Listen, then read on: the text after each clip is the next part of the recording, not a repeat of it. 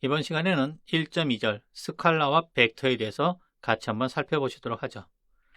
물리량은 크기만 갖는 스칼라양과 크기뿐만 아니라 방향도 갖게 되는 벡터양으로 구분을 하게 됩니다. 이와 같이 스칼라양과 벡터양으로 구분하는 이유는 기본적으로 계산 방법이 다르기 때문이죠. 스칼라양은 크기만 가지기 때문에 그냥 덧뺄셈으로 계산이 가능하단 말이죠. 하지만 벡터는 방향도 같기 때문에 이 방향의 합차를 어떻게 처리하는가가 문제가 됩니다. 그럼 주요 물리량 중에서 질량하고 시간, 길이, 면적, 부피와 같은 이와 같은 양들은 얘네들은 모두 스칼라양이 되는 거죠. 예를 들어서 왼쪽으로 1kg 또는 오른쪽으로 1kg 그와 같은 표현은 없죠. 그렇기 때문에 질량, 길이, 시간, 면적, 부피와 같은 물리량은 스칼라양이 됩니다. 하지만 힘이라든지 변이, 속도, 가속도, 각속도, 각가속도 모멘트, 각 운동량들과 같은 그와 같은 물리량들은 모두 벡터량이 된단 말이죠. 예를 들어서 힘이 작용한다 라고 한다 그러면은 이때는 오른쪽으로 10N 또는 왼쪽으로 10N 이런 식으로 크기뿐만 아니라 우리가 방향도 명시를 해줘야 된단 말이죠. 그렇기 때문에 힘과 같은 대표적인 양은 얘네들은 무슨 양이다? 벡터양이 된다는 걸 알 수가 있습니다. 그럼 이제 벡터를 어떻게 표현할 것인가 라는 걸 우리가 살펴봐야 하겠는데요. 벡터의 기본 개념에 대해서 살펴보도록 하죠. 벡터는 크기뿐만 아니라 방향도 가지게 되기 때문에 시점하고 방향 및 크기를 갖는 화살표로 우리가 표현을 하게 됩니다.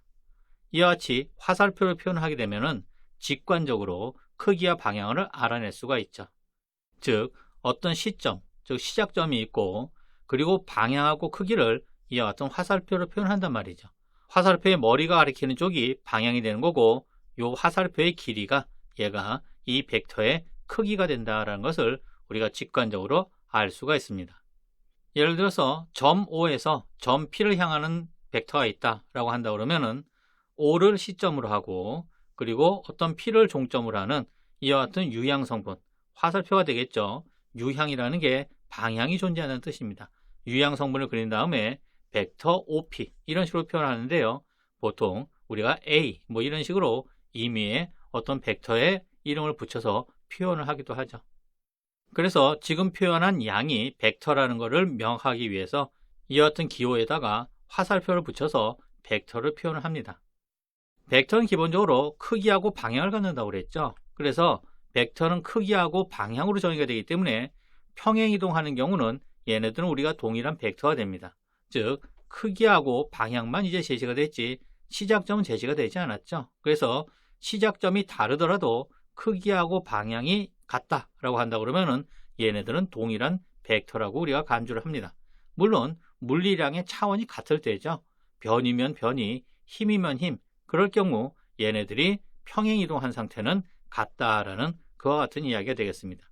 그래서 지금 A라는 벡터하고 B라는 벡터가 있는데요.